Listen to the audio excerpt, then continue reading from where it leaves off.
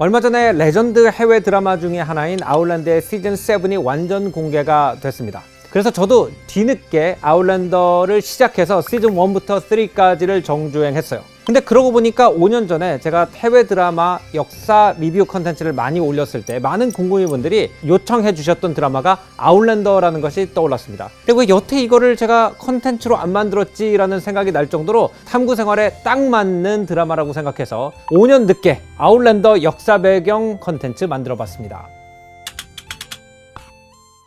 아웃랜더는 역사 배경, 또 스코틀랜드라고 하는 많은 사람들이 문화를 잘 모르고 있는 나라의 문화를 조명했다는 점, 그리고 드라마의 원작 소설의 작가의 프로필과 커리어가 굉장히 흥미롭다는 점 등등 정말 컨텐츠로 얘기할 게 넘쳐나는 드라마라고 생각을 했습니다. 예를 들어서 드라마의 기반이 된 아웃랜더 소설 시리즈의 원작자인 다이애나는 스코틀랜드에서 스코틀랜드의 문화를 널리 알린 공로로 훈장을 받았다고 하는데, 그 훈장을 받은 사람 중에 유일하게 지금까지 스코틀랜드인이 아니었던 사람이라고 합니다. 그 정도로 스코틀랜드인들 또는 스코틀랜드 정부에서 봐도 아웃랜더는 스코틀랜드의 문화를 제대로 그려냈다라고 평가를 했던 것 같아요.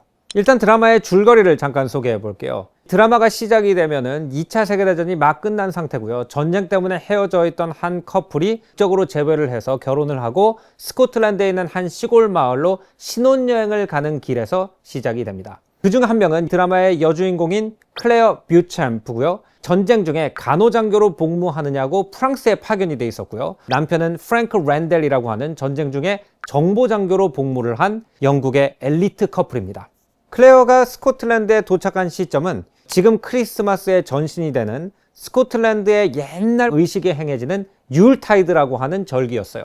클레어는 숲속을 배회하던 중에 고대부터 이어져 내려오는 아주 비밀스러운 드루이드 의식을 엿보게 됩니다. 이 드루이드들이 의식을 행하는 돌로 만든 어떤 제단 같은 게 있는데 그것을 만지게 되고 갑자기 1740년대로 타임슬립을 하게 된다는 설정이에요. 현대 여성이 1740년대로 돌아가서 살아남는 것은 굉장히 힘든 일이었겠지만, 클레어는 20세기의 간호장교가 가지고 있는 의학기술을 가지고 있기 때문에 스코틀랜드 사람들도 클레어를 죽이지 않고 커뮤니티의 일부로 받아들이게 되고요. 현대인의 사고방식으로 살아가는 중에 마녀 사냥의 대상이 되는 등 여러 우여곡절을 겪게 되지만, 이후에 스코틀랜드의 영주 계급에 속한 제임스 프레이저라는 남성과 사랑에 빠져서 오히려 현대 영국보다 18세기의 스코틀랜드를 더 집처럼 여기게 되는 스토리를 가지고 있는 드라마입니다. 이 둘은 결국 결혼까지 하게 되는데요. 제임스와 살아가는 과정에서 클레어는 제임스 프레이저와 그를 둘러싼 몇몇 스코틀랜드 사람들이 영국 입장에서 보이는 일종의 역모에 가담하고 있다는 사실을 알게 됩니다. 그 당시에 영국과 스코틀랜드를 지배하고 있던 하노버 왕가에 대한 불만이 스코틀랜드의 하일랜드 지방에서 고조되기 시작하면서 스코틀랜드의 고산지대인 하일랜드 사람들이 하노버 왕가가 들어오기 이전에 영국과 스코틀랜드를 통합해서 다스렸던 스코틀랜드 출신 왕과 스튜어트 왕과를 복원시키려고 하는 운동을 하고 있다는 걸 알게 돼요. 클레어는 남편과 스튜어트 왕과 복권 운동을 하고 있는 사람들을 도와서 그들을 영국 감옥에서 구출하는 작전에 참가하기도 하고, 또는 영국 군인 레드코트들을 따돌리는 흥미진진한 액션 어드벤처에 참여하게 된다라는 설정을 가지고 있죠. 이런 어떻게 보면은 오락성 짙은 드라마에 역사적 무게를 더하는 하나의 설정이 추가되어 있습니다. 스코틀랜드의 문화와 정체성을 지키기 위해서 하노버 왕가에 대항하고 있는 사람들을 탄압하기 위해서 영국군이 보낸 가장 악덕한 장교 중에 한 명이 자기 남편인 프랭크 랜델의 조상이었던 랜델 대위라는 사람인데, 이 사람이 아이러니하게 자기 남편이랑 똑같이 생겼어요. 그래서 전쟁 중에 영국 제국군의 장교로 일하면서 애국심과 프라이드를 가지고 있던 영국 여성이 영국이 과거에 저질렀던 식민 탄압의 피해자들의 친구가 되면서 영국 역사를 반대쪽에서 보게 된다는 설정이 역사적 무게와 진중함을 더하는 설정으로서 굉장히 여러 가지 면에서 흥미롭게 볼 수 있는 드라마라고 생각했습니다.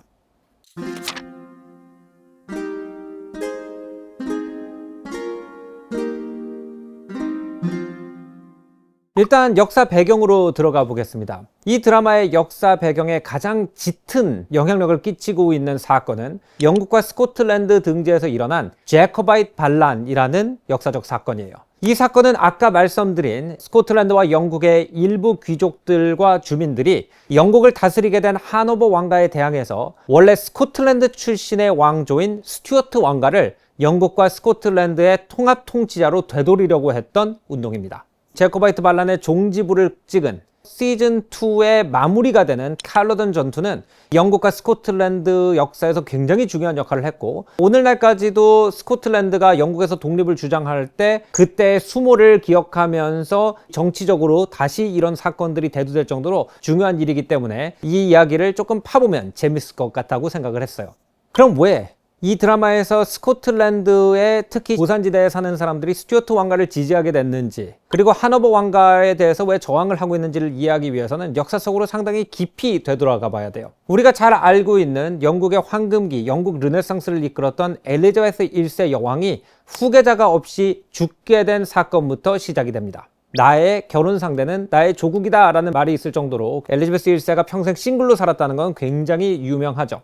그러다 보니까 자손이 없었고요. 자손이 없으면 왕가에서는 당연히 후계자 문제가 생기게 됩니다. 그래서 그 당시 법도에 따라서 왕위 계승 순위를 따져보니까 엘리자베스 여왕의 선왕의 선왕인 헨리 7세의 자손 중에 한 명이 스코틀랜드 왕실과 결혼을 했고, 그 피를 물려받은 사람이 그 당시 스코틀랜드의 왕위에 있었던 제임스 6세라는 걸 알게 됩니다. 그래서 그 순위에 따라서 제임스 6세가 영국 왕이 되면서, 영국에서는 이전에 제임스라는 왕이 없었기 때문에 스코틀랜드에선 제임스 6세, 영국에서는 제임스 1세로 두 나라의 왕을 어떻게 보면은 투잡을 뛰게 되는 거죠. 이 시대부터 한 왕이 영국과 스코틀랜드를 둘 다 다스리게 되면서 스코틀랜드와 영국이 한 나라인지 두 나라인지 애매해지는, 오늘날도 유튜브에 보면은 영국이 한 나라면서도 네 나라인 이유, 이런 것들이 나오기 시작하는 이유가 되기 시작합니다.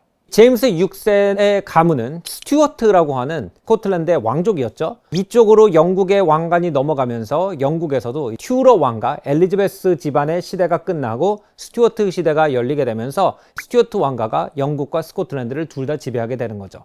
그런데 엘리자베스 여왕의 아버지인 헨리 8세 때의 영국을 다룬 여러 영화나 드라마를 보면은 그 당시 영국에서 가장 민감한 정치적인 문제가 개신교와 가톨릭들의 갈등이었죠. 근데 스튜어트 왕조는 독실한 가톨릭 교도였을 뿐 아니라 롤 모델이 프랑스의 부르봉 왕가, 그러니까 지미국 국가다라고 얘기했던 루이 14세의 왕조였어요. 그만큼 그들은 왕권 신수설, 왕의 말이 곧 법이고 왕이 곧 국가다라고 하는 이념을 가지고 있었고, 의회 정치의 파워가 강했던 영국에서는 여기에 대해서 엄청난 반발이 있을 수밖에 없었죠. 그래서 스튜어트 왕가가 영국을 지배하기 시작한 다음부터 이미 가톨릭 왕권 신수설을 믿는 스튜어트 왕가와 이 엘리자베스 시대 때 힘을 키워왔던 개신교 의회파 사이의 갈등이 엄청나게 격화되면서 영국은 몇 번의 혁명과 내전을 경험하게 돼요. 대표적인 사건 중에 하나가 1688년에 명예혁명이라는 게 일어나서 스튜어트 왕과의 일원이었던 제임스 2세가 폐위가 되고, 그 사위였던 윌리엄 3세와 딸인 메리 2세가 공동으로 영국의 왕좌에 앉게 되죠. 그때 의회가 이런 사건들이 계속 반복되는 걸 막기 위해서 개신교 신앙을 가진 사람만 영국 왕위에 앉을 수 있다라는 법을 만들게 됩니다. 그래서 앤 여왕이 영국을 다스릴 때까지 영국이 평화롭게 유지가 되다가 앤 여왕이 1714년에 죽으면서 또 사태가 불거지게 됩니다. 왕위 계승 다음 순위는 제임스 프랜시스 스튜어트라고 하는 프랑스에 거주하고 있는 앤의 동생이었어요. 개신교로 개종한 사람만 영국 왕위에 앉을 수 있도록 했으니 개종하고 영국으로 넘어와라 라고 얘기를 했는데, 제임스 프랜시스 스튜어트는 굉장히 독실한 가톨릭이어서 개종을 거부합니다. 그러자 이제 의회는 제임스 프랜시스가 개종을 거부하고 영국에 들어오지 않는 것은 스스로 왕자를 포기했다는 것과 마찬가지다라고 주장을 하면서 다시 족보를 뒤져서 개신교도들 중에서 앤 여왕의 다음 후계 순위가 누군지를 찾다가 독일의 하노버를 영지로 다스리고 있던 게오르 루드비히라는 귀족을 조지 1세라는 영국 왕으로 추대하게 되면서 영어에 능숙하지 않은 독일인이 영국의 왕좌에 앉게 되죠. 1715년에 이게 무슨 얘기냐, 돌아가신 여왕의 동생이 시퍼렇게 살아있는데 영어도 잘 못하는 외국인은 의회 마음대로 돌아오는 것은 법도에 어긋난다 라고 생각하는 사람들이 반란을 일으키게 됩니다. 이때 그들은 제임스 프랜시스라는 사람을 지지했죠. 근데 제임스라는 이름이 라틴어로 자코부스예요. 그래서 자코부스의 지지자라는 뜻으로 이 사람들을 제코바이트이라고 부르게 되고요. 이 1715년에 일어난 사건을 첫 번째 제코바이트 반란이라고 하는데, 드라마에 보면은 스코틀랜드 사람들이 또 한 번 스튜어트 왕가를 지지해야 되나 말아야 되나 계속 토론을 하는 장면에서 첫 번째 반란이 실패했다라는 얘기를 굉장히 자주 합니다. 이게 1715년에 제코바이트 반란이 실패하고 하노버 왕가가 영국을 다스리게 된 사건을 이야기하는 거죠. 이 드라마에서 클레어가 돌을 만져가지고 타임슬립을 한 시기가 1743년이고요. 1745년에 두 번째 제커바이트 반란이 일어나게 됩니다. 그때는 제임스 프랜시스가 아닌 제임스 프랜시스의 아들인 찰스 에드워드를 중심으로 반란이 일어나게 되는데, 이 왕자의 별명인 보니 프린스 찰스라는 이름이 드라마에 굉장히 많이 나오고요. 시즌2에서는 중요한 등장인물 중에 한 명입니다. 여기서 찰스 왕자가 우리 아버지는 이탈리아에 계신다라고 얘기를 하는데, 그 이탈리아에 가 있는 아버지가 바로 1차 제커바이트 반란의 중심 인물이었던 제임스 프랜시스였던 거죠. 두 번째 제커바이트 반란은 오지인 하일랜드 사람들 중심으로 퍼져나가게 됩니다. 이들을 진압하러 간 영국 정규군과 하일랜더들로 이루어졌던 2차 제커바이트 반란군은 클로던이라는 곳에서 결전을 마주하게 되고요. 여기서 제커바이트 반란군이 전멸하게 되면서 스코틀랜드는 완전히 영국에 흡수되게 되고 하노버 왕조가 계속 이어져 내려오게 되죠.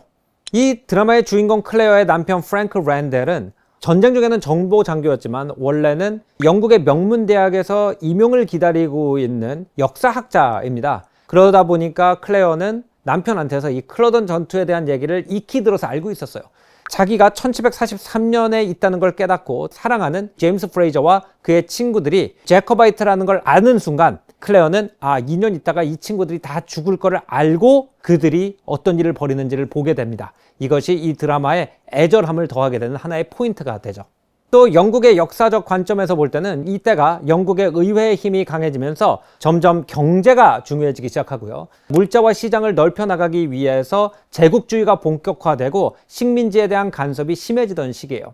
그렇기 때문에 이 당시에 스코틀랜드뿐 아니라 또 하나의 영국의 식민지였던 북미 동부에서도 영국 중앙정부에 대한 불만이 올라오고 있을 때입니다. 그래서 미국인들이 볼 때는 스코틀랜드를 통치하려고 그러는 영국군들을 미워하기가 참 쉬워요. 미국에서 독립사를 배울 때 1700년대 당시 영국군들이 빨간 옷을 입고 다니기 때문에 레드코트를 악당처럼 배우거든요. 근데 그 똑같은 레드코트들이 스코틀랜드 사람들도 괴롭히고 있기 때문에 미국인들은 스코틀랜드의 역사적 상황에 감정이입을 굉장히 빨리 하지 않았을까 생각이 됩니다.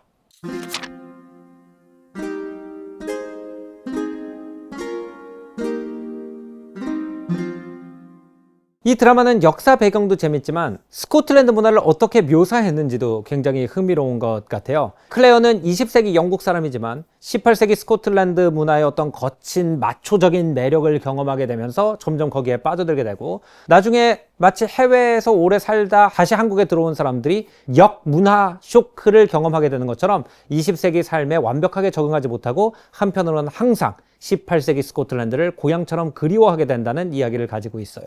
그러면서 지금은 보기 힘든 스코틀랜드의 아름다운 문화를 드라마 속에서 많이 표현을 해나가는데, 요즘 스코틀랜드에 가면은 하일랜드 게임스라고 하는 스포츠 경기가 있습니다. 지금처럼 세련된 옷을 입고 달리기를 하거나 농구, 축구 같은 걸 하는 게 아니라 통나무 하나를 한 명이 그냥 그대로 집어 던진다든지, 아니면 바위를 들어 올려서 멀리 던지기 게임을 한다든지, 정말 아웃랜더 시대에 사람들이 했을 것 같은 스포츠를 매년 재현하는 페스티벌을 하고요.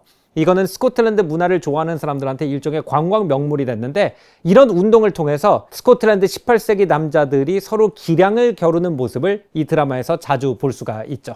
또 하일랜드는 의외로 세계 패션에 깊은 영감을 준 지역으로 유명합니다. 이제 이쪽이 추운 고산지대고 안개나 진눈깨비 같은 것이 많이 날리기 때문에 추워요. 또 양이 잘 자라기 때문에 이 두꺼운 울 섬유를 만드는데 익숙합니다. 그래서 오늘날까지 많은 명품 브랜드들의 스웨터를 보면은 made from Scottish wool 이런 표현을 볼 수가 있고요. 특히 이 스코틀랜드 지역에서 생산되던 플래널이나 트위드 같은 영국의 두터운 울 소재가 영국 신사 룩에 굉장히 깊은 영향을 주기도 했죠. 드라마에서는 클레어가 마치 우리가 관광을 가서 전통 공예 체험을 하는 것처럼 남편이 세금을 거두러 어떤 마을에 갔는데 같이 갔다가 울을 전통 방식으로 만들고 있는 동네 여성들과 함께 울 작업을 하는데, 양털을 오줌에 적셔가지고 손으로 테이블에다가 계속 노래를 부르면서 쳐서 만드는 체험을 하는 장면도 드라마에 녹여냈습니다. 스코틀랜드의 독특한 의상 문화도 표현이 되는데요. 스코틀랜드는 남자들이 킬트라고 하는 스커트를 입고 다니는 걸로 굉장히 유명하죠. 그와 함께 카르탄이라고 하는 이 어깨를 넘는 두꺼운 울, 제가 약간 비슷하게 생긴 스카프를 입고 왔는데 이걸 이렇게 차고 다니는 걸로 유명한데,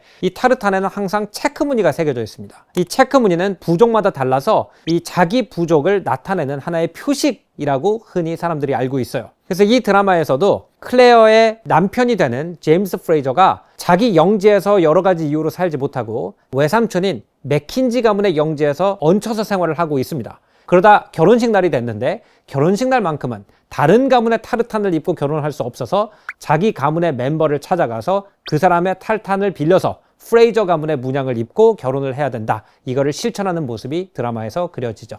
또 스코틀랜드 하면은 위스키를 빼놓을 수가 없는데 이 드라마에 보면은 사람들이 상시 위스키를 마시고 있는 것처럼 묘사가 됩니다. 여기서 가장 현대인들한테 충격적인 장면 중에 하나는 제임스의 누나가 출산을 하게 되는데 그 당시에는 뭐 무통주사도 없고 마취도 없잖아요. 근데 출산이 굉장히 지금 어려운 상황이에요. 그래서 유일하게 마취제로 쓸 수 있는 위스키를 마시면서 출산을 하겠다 그러자 현대인인 클레어가 기겁을 하면서 막죠.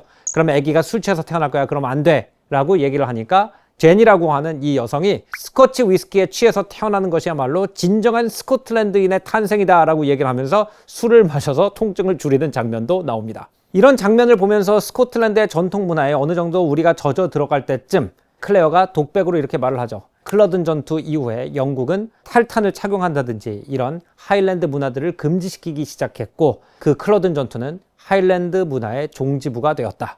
그러니까 우리도 클레어의 눈을 통해서 이런 문화들이 곧 없어지거나 아니면 하일랜드 게임스처럼 관광상품으로 남기 직전 상태라는 걸 알고 그들의 문화를 보기 때문에 더 애절한 마음으로 사라져간 아름다움을 보는 마음으로 이 문화를 깊게 감상할 수 있게 만든 것도 이 드라마가 성공한 요인 중에 하나라고 생각해요.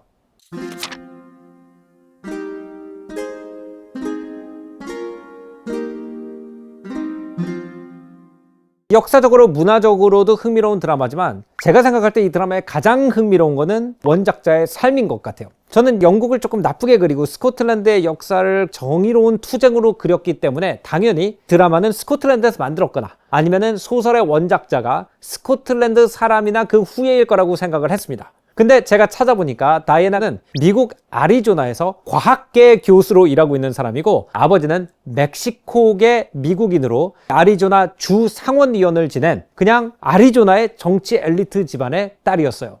심지어는 10부작까지 계속되면서 매번 나올 때마다 뉴욕타임즈 베스트셀러 리스트에 이름을 올린 이 책의 저자가 이 책을 심심해서 연습 삼아 써본 소설이라고 얘기를 했고 그 전에 했던 일은 글 쓰는 일과 아무 관련이 없는 일이라는 게 정말 놀라웠습니다. 뭘 공부했는지를 보면 더 신기한 게 학사는 동물학 학사를 했고요. 석사는 해양생물학, 박사는 행동생태학 박사를 했대요.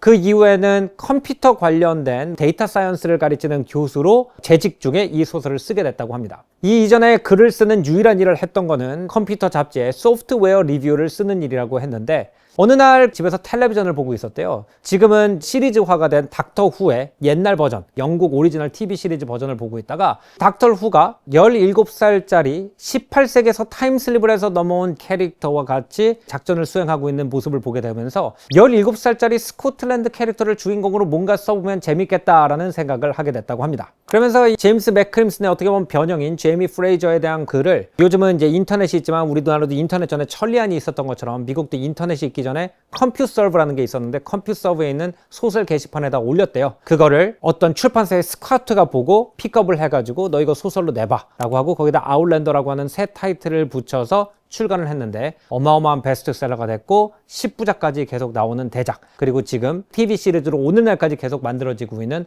엄청난 성공작이 된 거죠. 저는 한국 사람으로서 이 스토리에서 두 가지 배울 점이 있었다고 생각을 하는데요. 대체로 역사적 깊이가 있는 영감을 꺼내온다 그러면 내가 한국인이기 때문에 우리나라 역사에서 꺼내야 한다라고 생각을 하는 것 같아요. 근데 다이애나는 멕시코계 미국인의 딸로 애리조나에 살고 있는 사람인데 그냥 재미삼아서 스코틀랜드를 영감으로 해서 글을 써볼 수 있는 넓은 시각을 가졌다는 거, 그게 첫 번째 배울 만한 점이라고 생각을 했고요. 두 번째는 다이애나는 거의 장난을 치듯이 그냥 텔레비전보다 저 캐릭터 재밌겠네 하면서 대사부터 써내려가면서 엄청난 대작을 만들게 됐는데 대부분의 한국 사람들은 창작 그러면 막 각고의 고통과 인생에 대한 심오한 고민이 있어야 된다고 생각을 하는데 그런 고민도 좋지만 어쩔 때는 그냥 우리가 12살 때 13살 때 아이돌 팬픽션 쓰는 마음으로 툭툭 써내려간 글이 더 많은 사람한테 감동을 줄 수도 있다는 점, 이게 제가 아웃랜더의 창작 과정에서 우리가 배울 만한 점이라고 생각했습니다. 드디어 5년 늦게 아웃랜더 에피소드 1부터 3까지의 역사 배경을 정리하는 컨텐츠를 만들었습니다. 만약에 반응이 좋으면 아웃랜더 4, 5, 6는 1, 2, 3와 전혀 다른 역사적 배경에서 스토리를 풀어나간다고 하니까 또 다른 컨텐츠를 올리도록 하겠습니다. 오늘 조승연의 탐구생활은 여기서 마무리하고요. 다음번엔 더 재밌는 역사 문화 이야기로 찾아뵙겠습니다. 안녕히 계십시오.